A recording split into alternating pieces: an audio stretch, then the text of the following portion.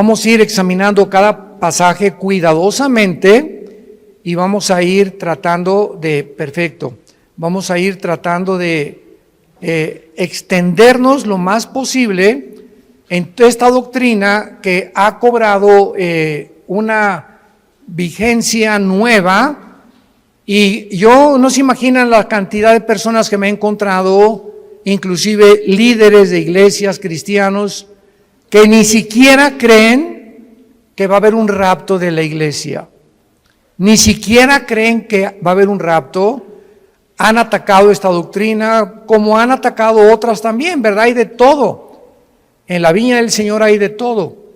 Y siempre que encontramos una controversia en la Biblia, no se debe más que a dos razones principales. Cristo dijo: erráis ignorando las Escrituras y el poder de Dios.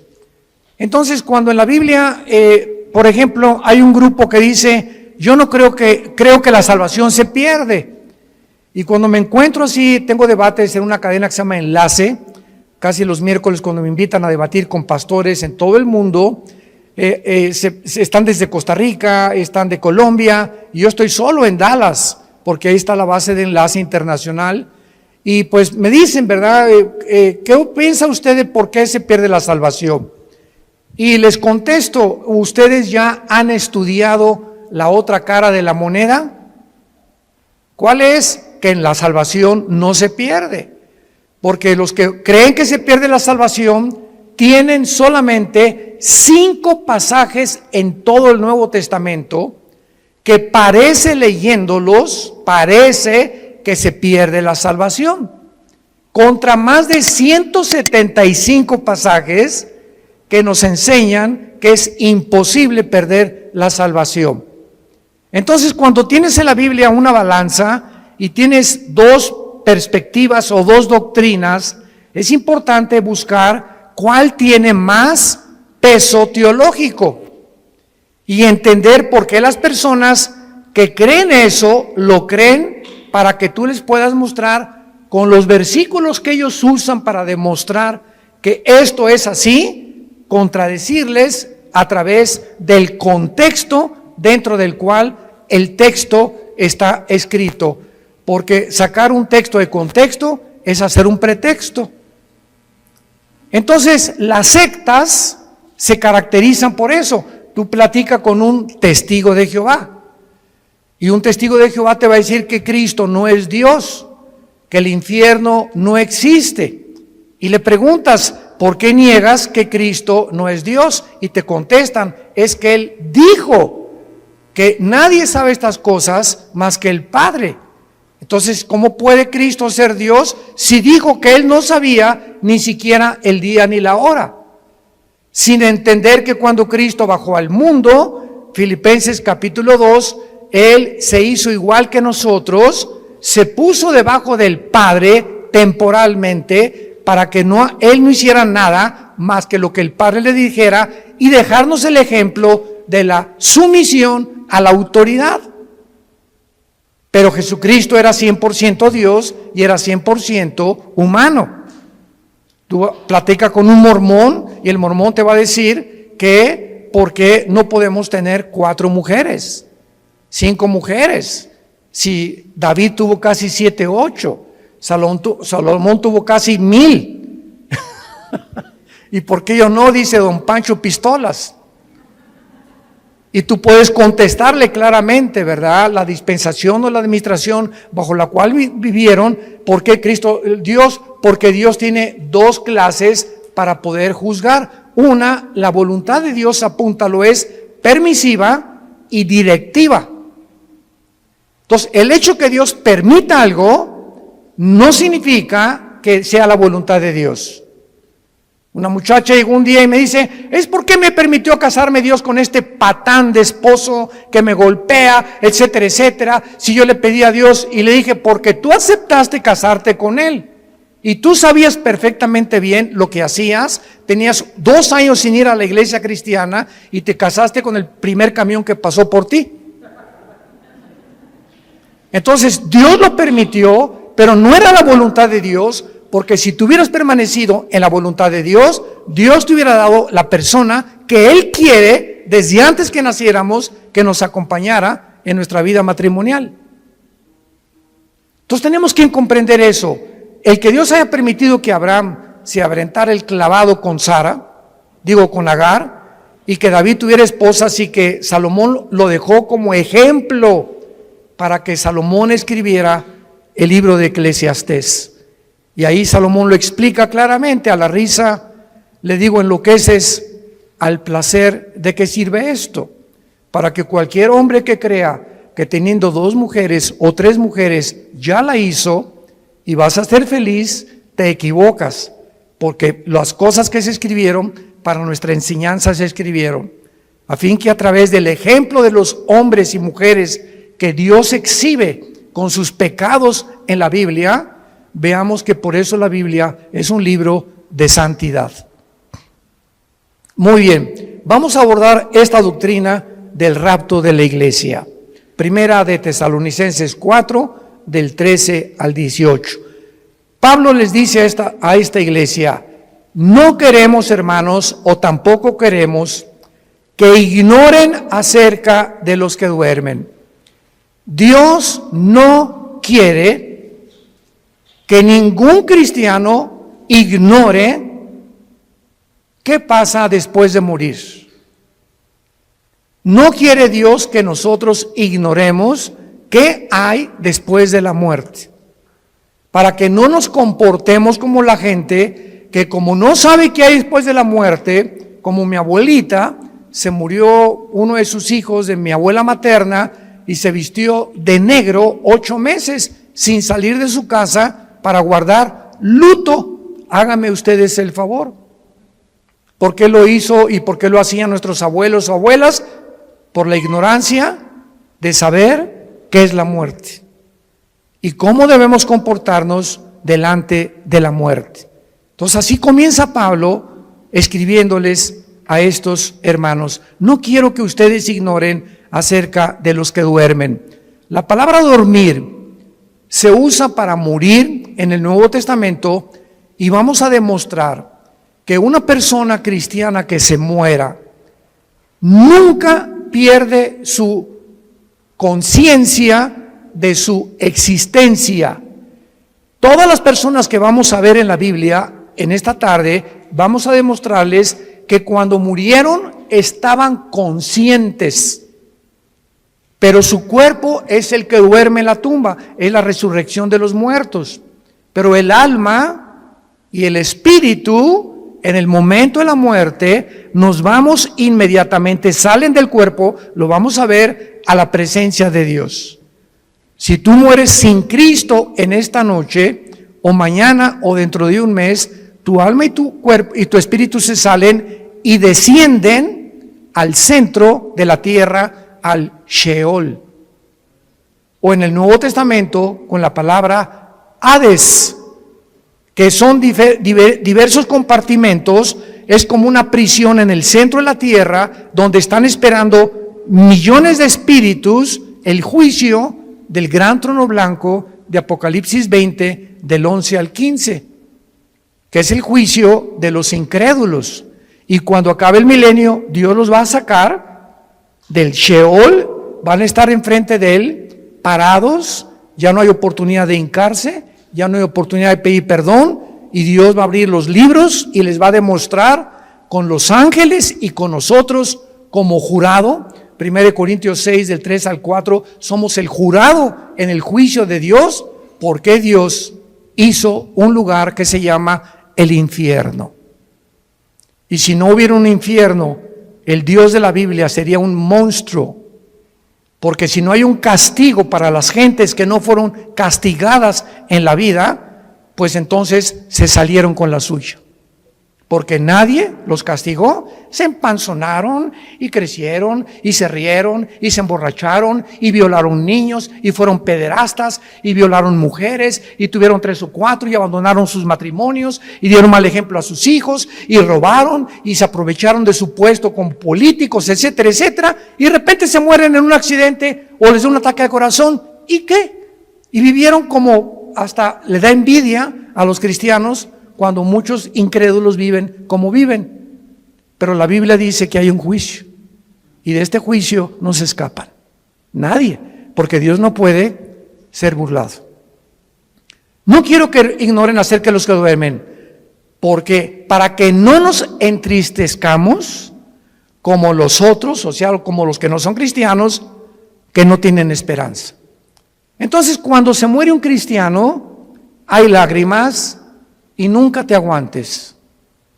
Ahora está demostrado psicológica y neurológicamente que cuando una persona reprime sus emociones, algo sucede que comienzas a descomponerte emocional y mentalmente. Y puedes llegar a depresiones gravísimas. Entonces, Dios nos dio la capacidad de llorar. Y si alguien se murió, no te aguantes, llora.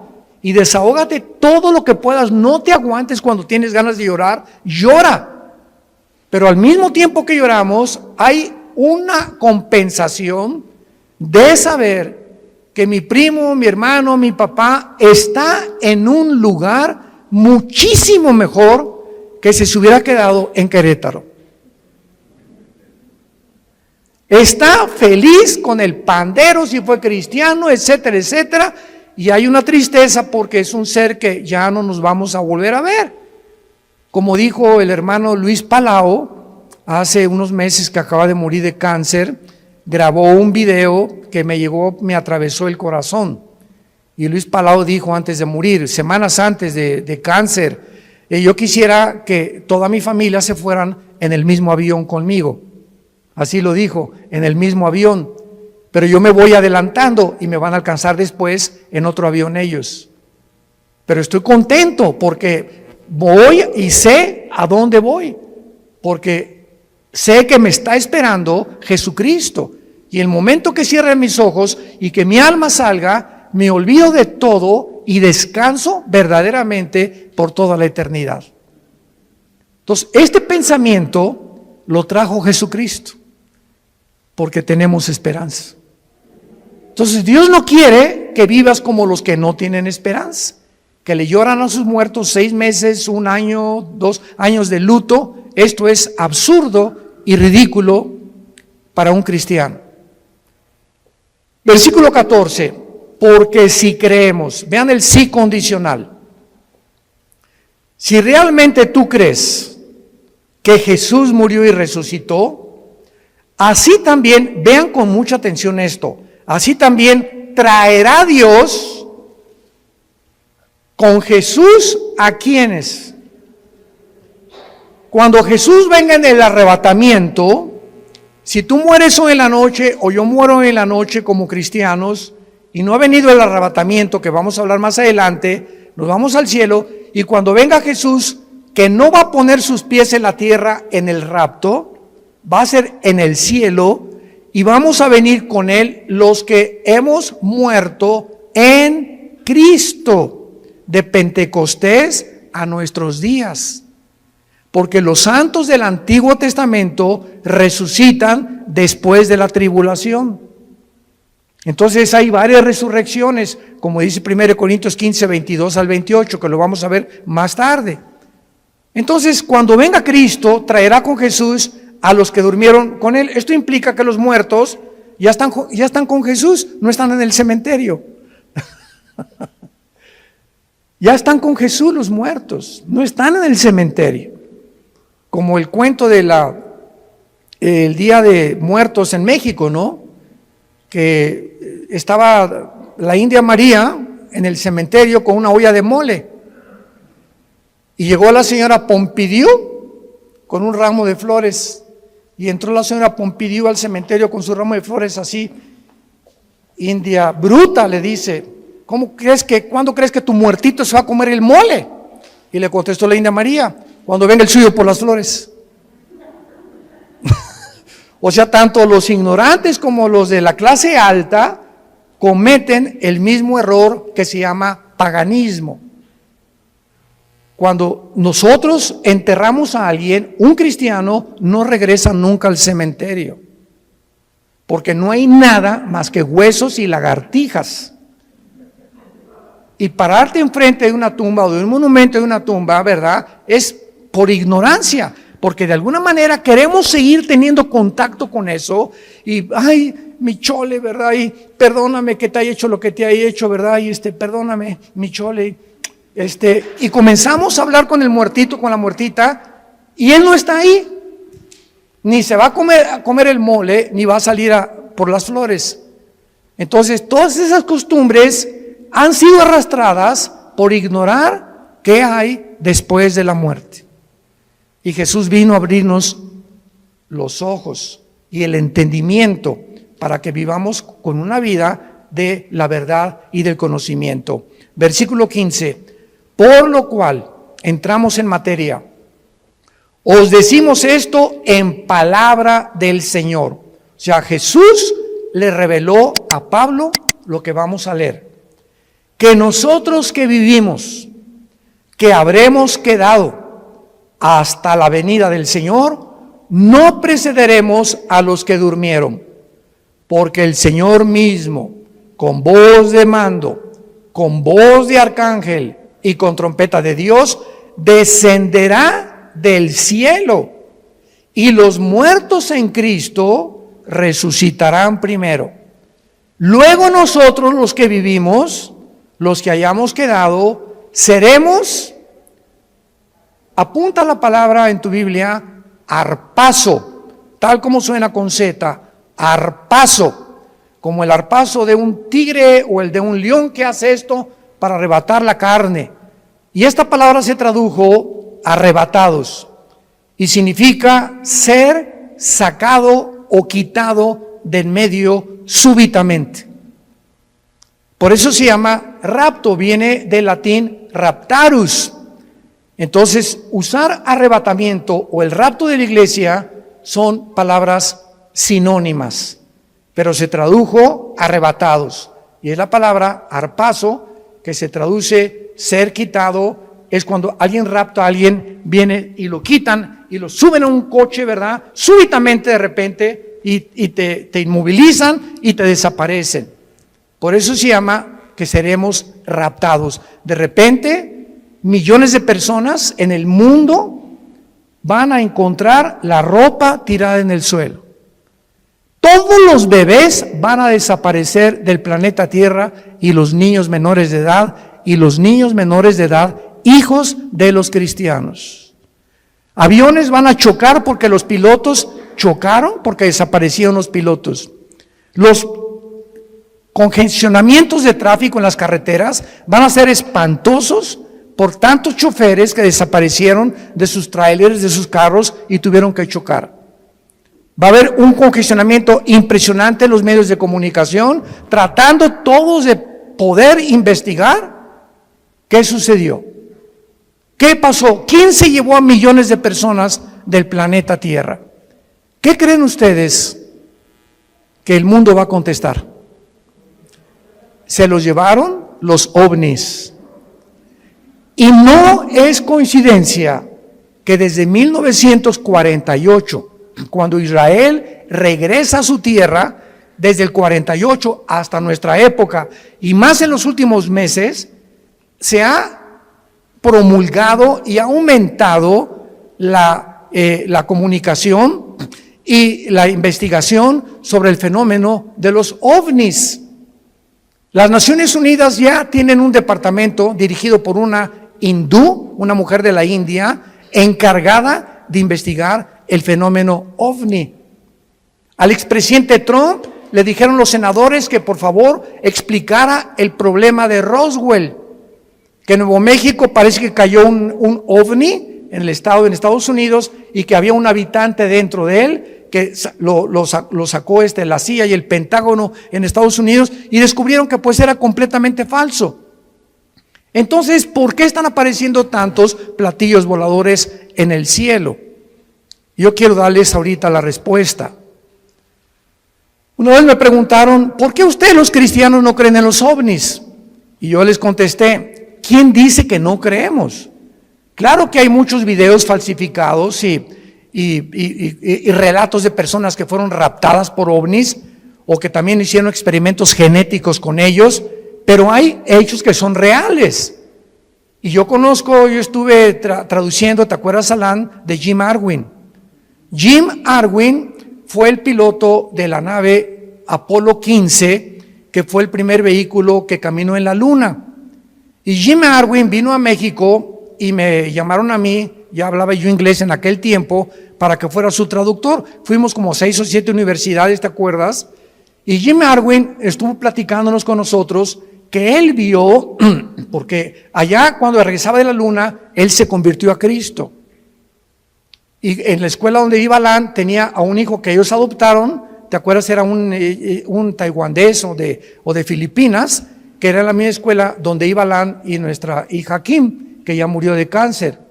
Pero Jim Arwin me dijo, mira Armando, yo vi una cosa que pasó enfrente de la nave cuando íbamos entrando ya a la atmósfera, que era una velocidad Mach 3, o sea, imposible que ninguna nación haya fabricado tal artefacto que pueda trascender la velocidad del sonido. Y le dije, ¿qué? Dice, nada más vi algo como plateado que pasó enfrente de mí. Entonces, hay astronautas y hay pilotos de integridad que dicen que se han enfrentado con este fenómeno de los ovnis. ¿Y cuál es la respuesta? La respuesta es que es real. Nada más que los cristianos no les llamamos ovnis, les llamamos ovis. Objetos voladores identificados. Porque no negamos que existen, pero sabemos quién está detrás de ese fenómeno. Son materializaciones de la energía satánica. Satanás está preparando el mundo para que cuando venga el arrebatamiento de la iglesia, sepa el mundo que fuimos sacados del mundo por extraterrestres. Ahorita, en el estado de Colorado, en Estados Unidos, el más grande observatorio de los ovnis, ¿quién creen ustedes que lo financia? El Vaticano. ¿Y saben cómo se llama el observatorio? Lucifer. Lucifer, el más grande observatorio que está tratando de encontrar, porque dijo el Papa Francisco que si llegaban los ovnis, él los iba a evangelizar. Bueno, no nos vamos a perder con eso, ¿verdad? Pero vamos a explicar esto claramente. Dice el versículo 5 que cuando Jesucristo venga en el rapto, va a haber una generación de cristianos vivos. Dios quiera que seamos nosotros. Muy bien. Y dice el versículo 16 que cuando Él venga, viene con voz de mando que solamente lo vamos a oír nosotros. Viene con el arcángel Miguel, que es el comandante en jefe de la nación de Israel. Y también dice la Biblia que vendrá con una trompeta. Y esta trompeta no es la última trompeta del capítulo 14 de Apocalipsis, porque las trompetas del Apocalipsis son de juicio. Y la trompeta que se va a usar aquí es para llamarnos a nosotros. Vamos a oír como un shofar. Porque en el libro de los Números, en el Antiguo Testamento, cuando acampaban, usaban 2 trompetas. Entonces en el desierto eran 2 millones de personas. ¿Y cómo podía Moisés decirles, mándeles un Twitter a los que se encuentran como a 1 kilómetro acampados, porque necesito tener una reunión mañana en Zoom con ellos? Entonces, agarraba una trompeta y tenía un sonido continuo, y cuando la gente lo oía, se acercaban alrededor del campamento y de la tienda de Moisés y de Josué para saber que él tenía instrucciones, y había otro toque de trompeta que era que era repetido, que significaba empaquen porque nos vamos, estamos cercanos por el enemigo. Entonces, uno era para reunir al pueblo y el otro para huir, porque tenían que cambiarse de lugar, porque sentían que venían enemigos contra ellos. Y el toque de trompeta que vamos a oír es para reunirnos con Jesús. No puede ser la trompeta del Apocalipsis. Esto es muy importante para poder saber, porque he oído que han dicho que es la última trompeta del Apocalipsis, y esas son trompetas de juicio. Entonces dice la Biblia, Cristo descenderá del cielo, versículo 16. Y noten ustedes que los primeros en encontrarse en el aire con Cristo serán los muertos, pero vean ustedes, en Cristo. O sea, desde Pentecostés hasta nuestros días se formó la iglesia. La iglesia no existía en el Antiguo Testamento, no existía en los evangelios. Fue cuando en Pentecostés, bajo el Espíritu Santo, que se formó el cuerpo de Cristo. Y ahora la iglesia somos seres humanos que estamos en Cristo, injertados en Él. Dice Efesios 5, somos parte de sus huesos y de su carne de Cristo, es el cuerpo místico de Cristo. Entonces, en el rapto, si nosotros estamos vivos y viene ahorita a las 7:30 de la noche y oímos, vamos a oír, ¿verdad? Nada más nosotros, un sonido, y de repente, en un abrir y cerrar de ojos, estamos en el cielo con Él, ya Él viene con todos tus parientes que murieron antes que nosotros en Él. Los santos del Antiguo Testamento resucitan después de la tribulación. Y este orden, porque dice en 1 Corintios 15, 22 al 28, que hay un orden establecido por Dios para la resurrección de los muertos. Primero Cristo, las primicias, después los que son en Él. O sea, la iglesia que somos nosotros. Y dice la Biblia, luego nosotros los que vivimos, los que quedemos, seremos arrebatados juntamente con ellos en el aire. El rapto es en el aire, Jesús no baja. La segunda venida baja y planta sus pies en el monte de los olivos. Zacarías capítulo 14, del 12 en adelante. Cristo pone sus pies en el monte de los olivos donde fue crucificado. Y dice Zacarías 14, se va a hacer un valle de sur a norte y de oriente a occidente. Se va a hacer una cruz en el suelo. Va a ser como una hendidura que se va a hundir la tierra formando una cruz cuando Cristo venga y viene con nosotros, Apocalipsis 19, a establecer su reino. Son dos eventos completamente diferentes. Veamos el otro pasaje en 1 Corintios capítulo 15, versículos 51 al 53. Pablo comienza diciendo, les digo un misterio. El rapto de la iglesia, síganme con mucho cuidado, era desconocido por los judíos. Ningún profeta del Antiguo Testamento habló del rapto de la iglesia, que habría un grupo de personas que no íbamos a morir. Era desconocido bajo el Antiguo Testamento. En los evangelios no se encuentra, en Mateo, Marcos, Lucas y Juan, no se encuentra el rapto.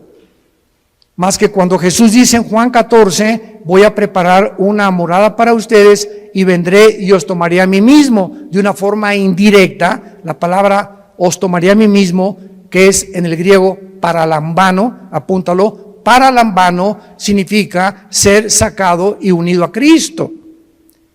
Y al apóstol Pablo, no a Juan, no a Pedro, no a Santiago, no a Mateo, no a Lucas, a nadie el Espíritu Santo le reveló este misterio.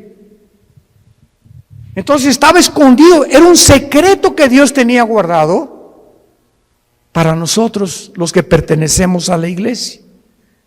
Y se lo revela al apóstol Pablo. Les voy a decir un misterio, dice Pablo. ¿Cuál es este misterio? Que no todos vamos a morir, pero todos vamos a ser transformados.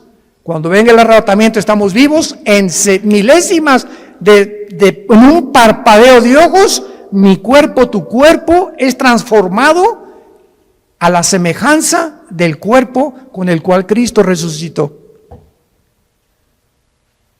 Porque si me preguntan, ¿cómo va a ser nuestro cuerpo? ¿Me voy a parecer a John Travolta?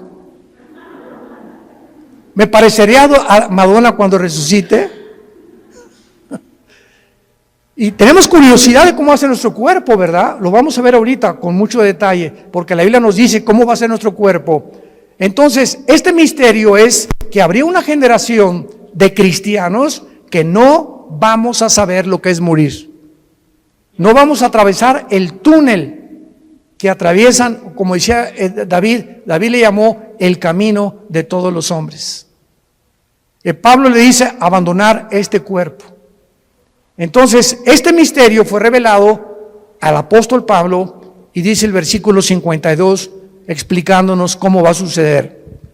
En un momento, en un abrir y cerrar de ojos, a la final trompeta, porque se tocará la trompeta y los muertos serán resucitados incorruptible y nosotros transformados. Porque es necesario que esto corruptible se vista de incorrupción y esto mortal se vista de inmortalidad. Muy bien, ahora vamos a demostrar a continuación claramente en la Biblia que lo que enseñan los testigos de Jehová y los mormones es una grande equivocación, que los muertos están dormidos y que no hay conciencia después de la muerte hasta la resurrección. Vayamos primero a Génesis capítulo 35 en el Antiguo Testamento. Esto es maravilloso. La Biblia es preciosa. No hay nada perverso en ella. Todas ellas, las palabras de Dios, son rectas al que entiende y razonables a los que han alcanzado la sabiduría. Dice Proverbios 8 del 4 al 8. Vean ustedes Génesis 35, versículo 18. Pon una lupa o un microscopio para lo que vamos a leer. Aconteció que al salírsele, apúntalo, Nepesh. Nepesh con SH al final. Es la palabra hebrea para alma. Al salírsele el Nepesh o el alma murió. Desgraciadamente hay una traducción de la Biblia que se llama la Nueva Versión Internacional. Yo no se la recomiendo a nadie. Y si tú lees este versículo en esta versión de la Biblia, dice, aconteció que suspiró. ¿Y qué es un suspiro? O sea, no explica nada, ¿no? Porque no nos revela la parte que forma el cuerpo humano, que es el alma. Vamos a ver cuál es la otra parte del cuerpo humano. Y cuando dice la Biblia Nepesh, si lo quieres apuntar, el alma es el centro de la mente, las emociones, la voluntad y los sentimientos. Eso es el alma. Y que en otras partes del Antiguo Testamento se traduce como el corazón. Del corazón salen las malas palabras, del corazón sale esto, del corazón aquello, perverso y engañoso el corazón, Jeremías 17:9, y cuando dice perverso y engañoso el corazón, perverso y engañosos son nuestros sentimientos, perversos y engañosos son nuestras emociones, perverso y engañoso es nuestra voluntad y nuestro intelecto. Nacimos torcidos. Qué peligroso es que confiemos en nuestros sentimientos y en nuestras emociones cuando no están bajo el control del Espíritu Santo. Ay, hermano, me voy a casar. Sí, qué bueno que te vas a casar, Conchita. Es que está re guapo, se parece a Rambo. ¿Y te vas a casar por el físico? Voy a casar porque que te linda y está muy bonita. ¿Y te vas a casar por el físico o realmente ya tienes un tiempo conociendo el corazón de esa persona, su carácter, cómo reacciona a diferentes cosas, caminar con Cristo? Porque el matrimonio es para dos discípulos. El matrimonio es para dos discípulos de Jesús. Porque si te casas y eres cristiano con una que no es cristiana o uno que no es cristiano, ¿qué va a pasar? Es como atar en el arado, en el campo, a un buey con un burro. Entonces el buey jala para acá y el burro jala para allá. Para arar el arado se necesitan 2 bueyes. No estoy diciendo que seas buey. Y son palabras bíblicas, Entonces, por eso están unidos para arar con un yugo los dos, y el yugo del matrimonio es Cristo. Entonces, si los dos no están y Cristo no está en medio, cordón de 3 dobleces es difícil de romperse, dice Eclesiastés capítulo 4. Por eso es tan importante entender que el matrimonio es para discípulos. Aconteció que al salirse el alma, murió. Al morir, ¿qué se sale de nosotros? Se sale el alma. Ahora el versículo 29 del mismo capítulo. Y exhaló Isaac el Roach. Así como suena, se pronuncia la CH en hebreo como J, Roach. Se le salió y se traduce espíritu. Y el espíritu es la parte inmaterial a través de la cual conocemos, adoramos y servimos a Dios. Adoramos en espíritu, servimos en espíritu y seguimos en espíritu al Creador. Y hasta que el espíritu entra a nuestra vida y renace y resucita el espíritu muerto con el cual nacemos, no podemos servir a Dios. Y hay cristianos que sirven a Dios sin el espíritu. ¿Sabían eso? Sirven a Dios en la carne. Predican, enseñan, hacen, pero la motivación por lo cual hacen todo lo que hacen no es para Él. Es o para ser vistos, o para ser recompensados, o por muchas otras intenciones. Y lo encuentran en Apocalipsis 2, del 1 al 4, con la iglesia de Éfeso. ¿Se acuerdan de esta iglesia? Que le dice Cristo: yo conozco tus obras, has tenido paciencia, has probado los que son apóstoles y son mentirosos, has tenido esto y el otro, y en ese momento, Señor, gracias, hasta que me reconoces, Señor. Con cualquiera de estas cosas que Cristo está alabando se sentiría uno orgulloso, ¿verdad? Pero dice Cristo, pero, hay un pero, ¿cuál es, Señor, el pero? Que tengo contra ti que has perdido tu primer amor. O sea, todas estas cosas que Cristo alabó son buenas, pero lo estaban haciendo sin amor a Él.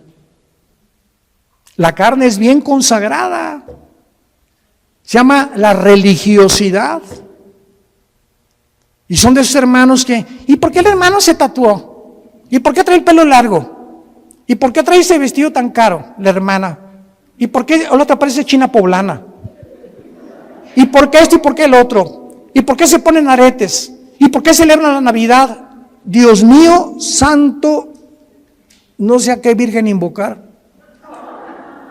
Que no hay ninguna, ¿verdad? Pero Jesús, María y José y el burrito que los acompaña.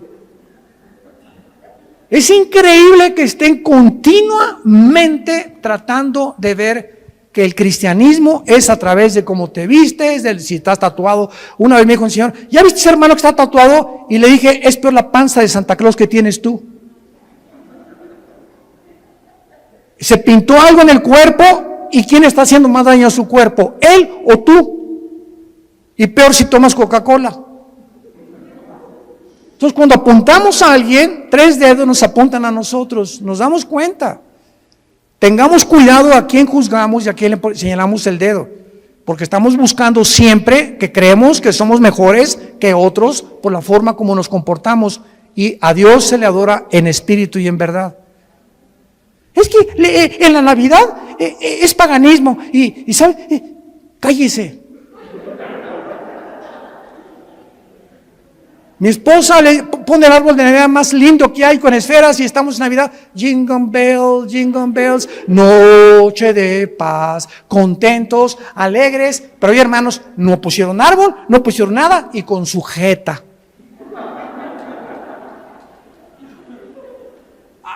Imagínense en el cielo, Dios al arcángel Miguel, búscame a los que pusieron arbolito y les pones una tacha. ¿Se imaginan ustedes que así Dios calificara la vida espiritual de nosotros, los que pusieron y los que no pusieron, los que toman vino y los que no toman vino, los que están tatuados y los que no están tatuados. Dios ve el corazón. El gozo y la paz en el espíritu que tengamos y la comunión con Él, eso es lo que Dios busca en nosotros. Ahora veamos en Filipenses capítulo 3, ya que hemos visto que al morir se sale el espíritu y el alma. No estamos dormidos. ¿Cómo será nuestro cuerpo cuando nosotros resucitemos? Dice Filipenses capítulo 3 con muchísima claridad, y tal vez muchos lo han leído antes, pero noten ustedes con los detalles que Dios nos da. Filipenses 3, 20 y 21. Mas nuestra ciudadanía está en los cielos, de donde también esperamos. Esta es nuestra esperanza. Estamos esperando no al anticristo, estamos esperando a Jesús, al Salvador, al Señor Jesucristo, el cual transformará el cuerpo de la humillación nuestra para que sea semejante ¿a quién? Para que sea nuestro cuerpo igual ¿a quién? Al cuerpo con que Cristo resucitó. Muy bien, ya tenemos una pieza clave para saber que cuando resucitemos, nuestro cuerpo tendrá las características que tenía Cristo cuando Él resucitó. Muy bien, ¿cuáles características tenía Cristo cuando Él resucitó? Número 1, cuando Jesús estaba abriendo sus brazos en la cruz, los romanos tenían la orden, y era de pena de muerte, de asegurarse que el crucificado, antes de que lo bajaran, estuviera muerto. Y como muchas veces se desmayaban por el dolor, lo podían bajar creyendo que estaba muerto. No hay las pruebas clínicas que hay en el siglo XXI para mostrar que una persona está muerta. Entonces lo que hacían los romanos era romperles los meniscos con un mazo grandísimo en las rodillas, los meniscos de las rodillas. Entonces el crucificado tendría que caer y asfixiarse, y si no estaba muerto, moría por asfixia. Y entonces así se aseguraban de que la persona estaba muerta. Pero estaba escrito en Deuteronomio que a Jesús no lo romperían los huesos. Y cuando se acercó un soldado a Cristo para romperle los huesos, un centurión romano le había dicho al soldado: detente, yo voy a hacerlo de otra manera. Agarró una lanza y lo atravesó de la izquierda a la derecha, todo el diafragma y el corazón de lado a lado, para asegurarse que estaba muerto.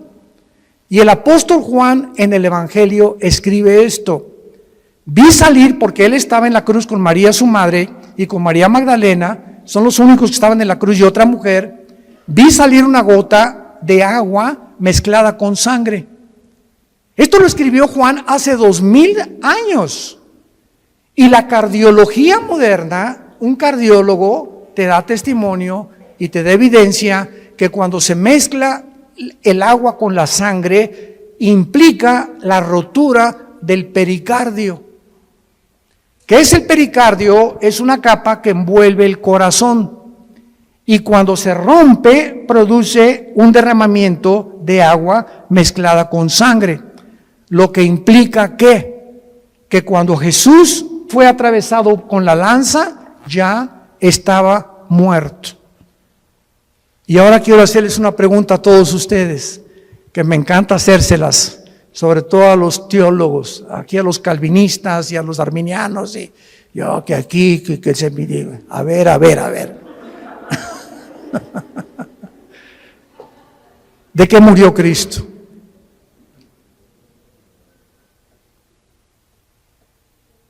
Nadie, ¿verdad? ¿De qué murió? No murió de asfixia. Cuando lo atravesó en la lanza ya estaba muerto. ¿De qué murió? El Salmo 22, ya lo contestaron. Ya viste uno de mis videos. En el Salmo 22 1000 años antes de que Cristo fuera crucificado, antes de que ni siquiera se practicara la crucifixión. Increíble. David escribe: Dios mío, ¿por qué me has desamparado? Comienza David a escribir 1000 años antes lo que Jesús pronunció en la cruz, y lo que Jesús desde la cruz, como si David se hubiera adelantado al futuro, se hubiera metido en la cruz de Cristo y él estuviera viendo lo que Cristo vio desde la cruz. Esto es impresionante.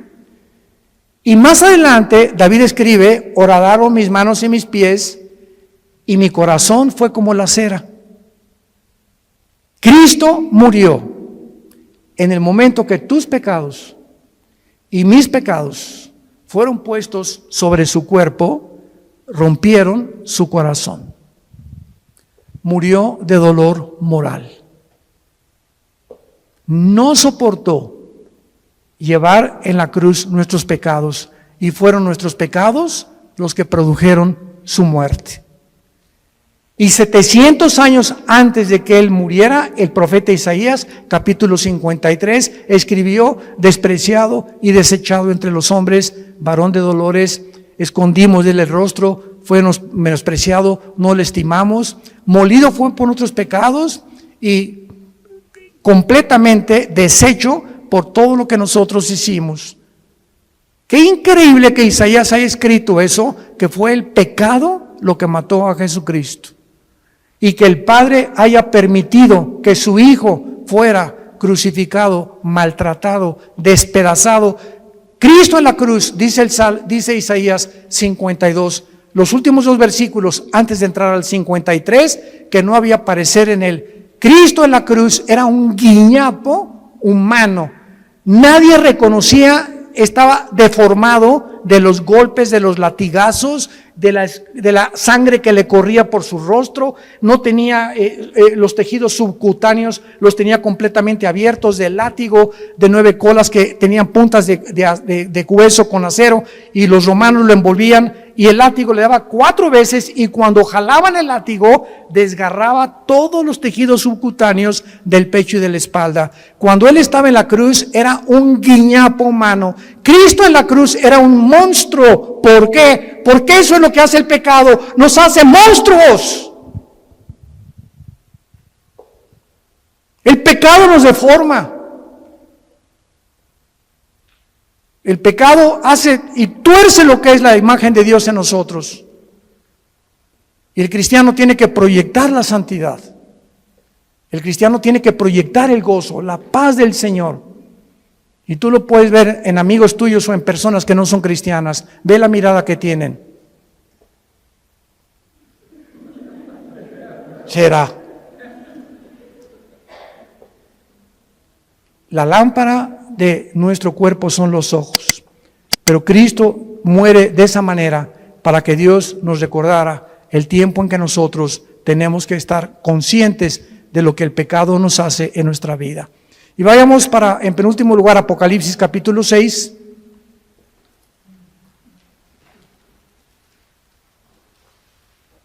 Molido por nuestros pecados.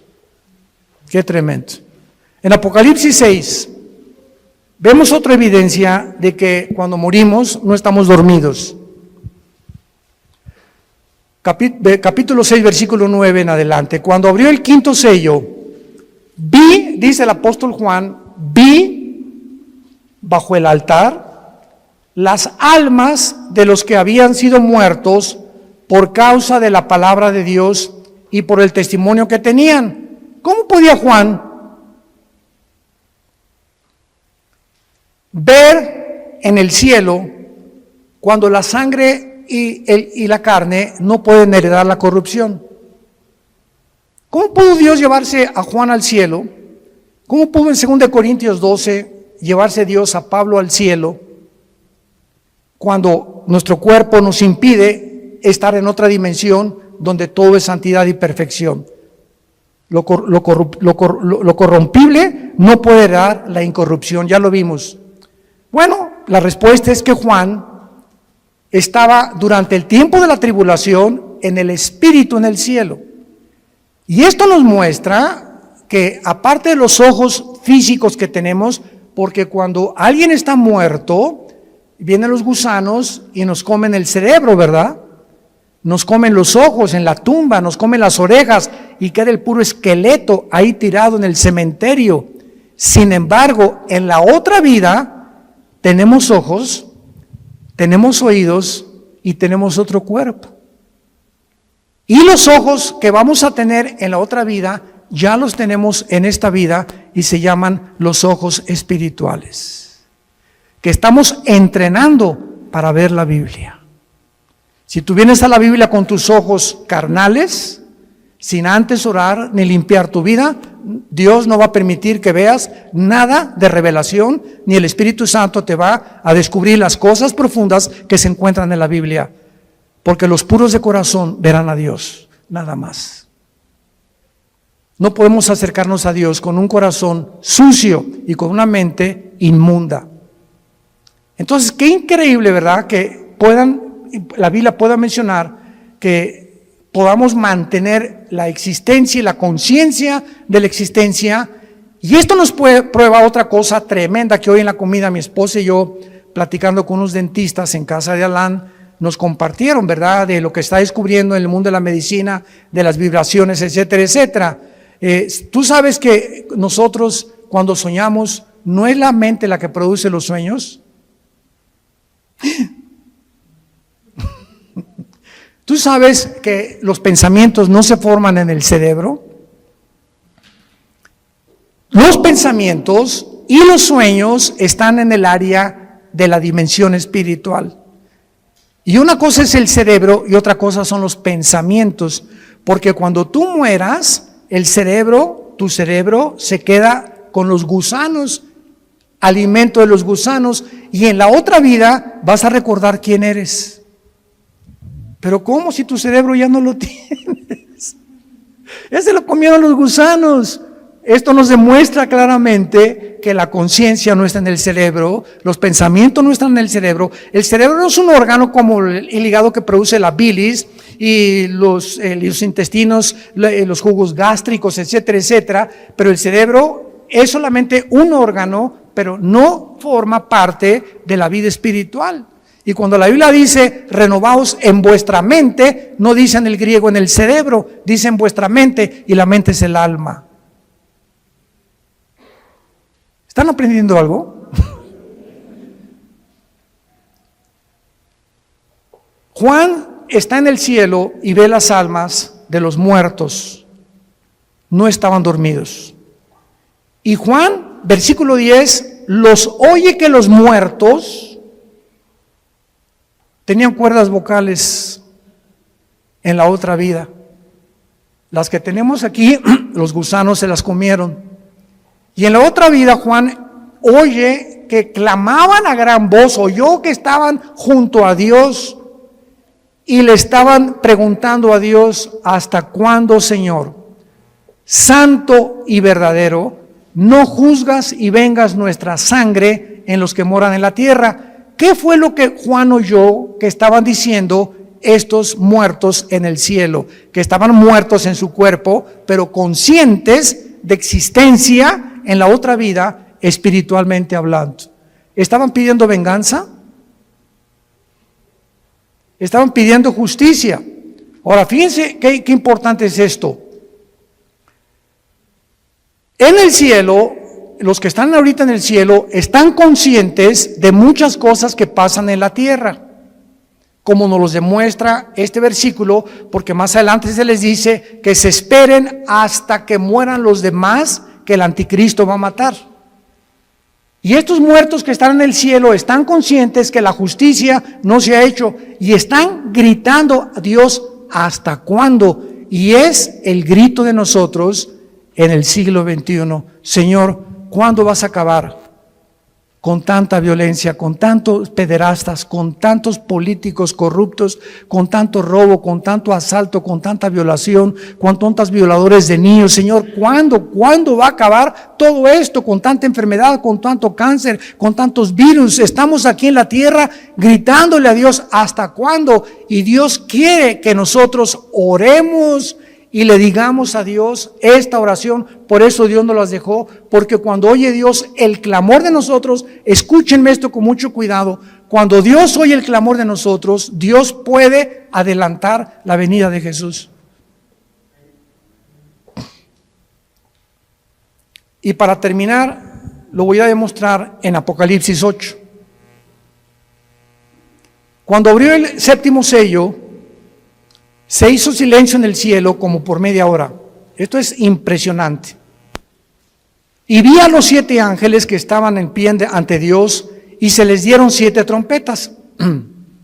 Otro ángel vino y se paró ante el altar. Allá en el cielo hay un templo con altar, con lugar santo, con lugar santísimo y con atrio. Cuando Dios hizo el tabernáculo, lo hizo conforme a los planos que Dios le dio de algo que ya existía y que todavía está en el cielo. Y en todo Apocalipsis encontramos, vi el altar, se abrió el cielo y vi salir del altar de Dios los ángeles. Hay un templo en el cielo, literal, y bajará con la nueva Jerusalén. Capítulo 21 y 22, muy bien. Vi entonces otro ángel, se paró frente al altar. ¿Con qué? ¿Se acuerdan ustedes lo que representa el incienso? ¿Qué representa? Las oraciones, ¿verdad?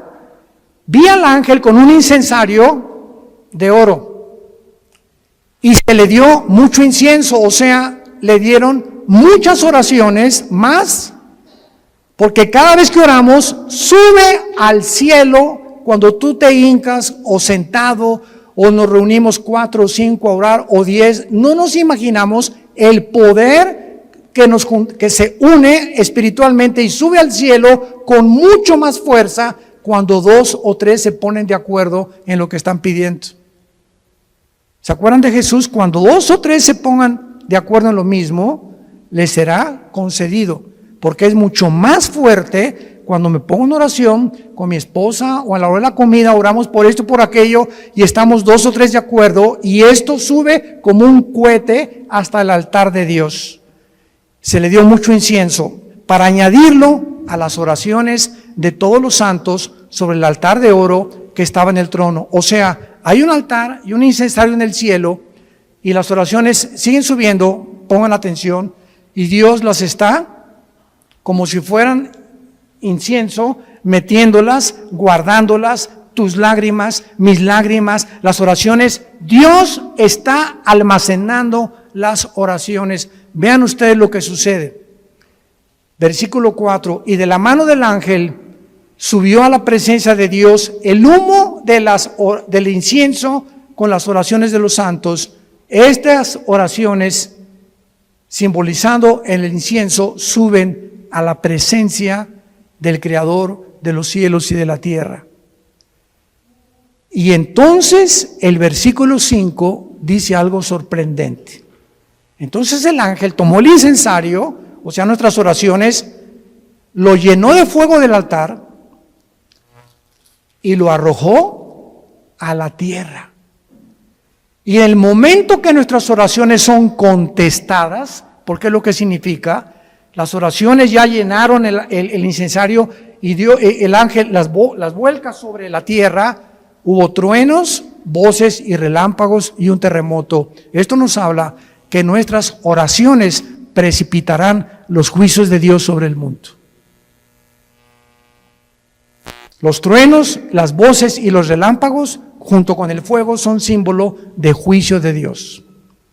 ¿Cuántos de ustedes hasta este momento, antes de dormir, no se hincado, sentado en tu cama o como Dios te acomode, le pides a Dios: Señor, te pido por mi hijo que está perdido, y mojas de lágrimas tu cojín? Te pido por mi esposa, mi esposo que está perdido, por mis cuñados, te pido por el gobernador, por el gobierno de México. Y todo aquello que pedimos nosotros a Dios diario sube al cielo, y mientras más oramos y más tiempo le dedicamos a la oración, Dios va a acelerar la venida de su Hijo Jesucristo. Y muchas veces la negligencia y la apostasía de los cristianos no te puedo preguntar cuántas minutos, horas diarios, pero si tú no oras diario 10, 15, 20 minutos diario, yo no sé qué clase de vida cristiana tienes. No tenéis porque no pedís. Y muchos de ustedes viven una vida sin paz, sin propósito, sin dirección, sin bendiciones de Dios, ni han visto la mano de Dios en sus vidas, en su matrimonio, en sus familias, simplemente porque no piden. Y cuando oran, Jesucito mío, no eres compañía, no me desampares ni de noche ni de día. Agarra un perico y grábale una grabadora mejor, o cuando oran, y te pido por tus alimentos y por los que no lo tienen, que se los des. ¿Qué clase de oración es eso, por el amor de Dios? Ni los pericos oran así. Te pido que les des a los que no se leen. Oye, pobre Dios, y sin falta de misericordia, dales alimento a los que no lo tienen. ¿Y tú crees que te va a contestar Dios? A ver, Miguel, búscate a todos los pobres de África y mándales un sándwich. Oramos tantas vaciedades. Espíritu Santo, baja, como dice la canción. ¿Cómo que baja? ¿Los tienes dentro de ti? Señor, dame más y más de ti. No, no te voy a dar más de ti, yo quiero más de ti. Dame más de ti, como dice la canción, dame. Y Dios nos está diciendo lo contrario, tú dame más de ti. Yo ya te di a mi Hijo, ya te di a mi Espíritu Santo, ya te di la Biblia. O también nos juntamos a orar y comienzan a orar, Padre, y una hermana, sí, Padre, en el nombre de Jesús, y la otra hermana, amén, gloria a Dios, a su Altísimo, y de repente ya no saben de qué están orando, porque todos van comenzando y todo es un relajo, es el Circo Soleil de la oración. Cuando nos juntemos a orar, cállate la boca, y uno dirige la oración, para que nos pongamos de acuerdo en lo que está orando, y no todos, sí, Señor, amén, Señor, ¿a qué le estás diciendo amén, cabeza de bolillo? Tenemos que aprender a orar. Yo he ido a iglesias donde o sea, qué increíble que no sepamos como cristianos que hay un orden en todas las cosas. Dios es un Dios de orden. Y cuando nos ponemos de acuerdo en cosas, Padre, te pedimos por el gobierno, te pido por aquello, etcétera, etcétera, la oración cambia las cosas. Y si tú en esta noche tienes a Jesucristo como tu Señor y como tu Salvador, y tú saliendo ahorita mueres un balazo, no sé lo que pueda pasar, un choque, o mañana no amaneces, tú mueres en paz y vas a ir al cielo directamente en el instante, en los segundos en que tú te separes de tu cuerpo, de este mundo. Hoy, antes de acostarte, yo te pido que te asegures que tienes a Jesús como tu Salvador. Oremos. Señor, te damos gracias por tu palabra, a causa de la esperanza que nos está guardando en el cielo, y porque nos has hecho partícipes de la herencia de los santos en luz. Nos has trasladado de las tinieblas al reino admirable de Jesucristo. Bendito sea el Dios y Padre de Jesucristo nuestro Señor, que nos hizo renacer para una esperanza viva, por medio de la resurrección de Jesucristo, que fue crucificado, enterrado y resucitado a los 3 días, para una herencia incorruptible, inmarcesible, reservada para nosotros en los cielos, que somos guardados mientras tanto aquí en la tierra por tu poder, Señor, mediante la fe, habiendo huido de las concupiscencias, de las pasiones desordenadas, de los síntomas sociales que nos indican que vienes pronto por nosotros, de la descomposición moral de la sociedad en la que estamos viviendo. Ustedes sean santos en toda su manera de vivir, porque si invocan mi Padre o mi nombre, que soy santo ante todas las cosas, dice el Señor, andad con temor durante todos los días de vuestra peregrinación, sabiendo que fuimos rescatados con la sangre de Cristo, sin contaminación, no con oro ni con plata, sino con la vida del Hijo de Dios. En esta noche y en esta tarde, ustedes a través de las redes sociales, yo les invito a que vengan a la cruz. No te invito a una religión,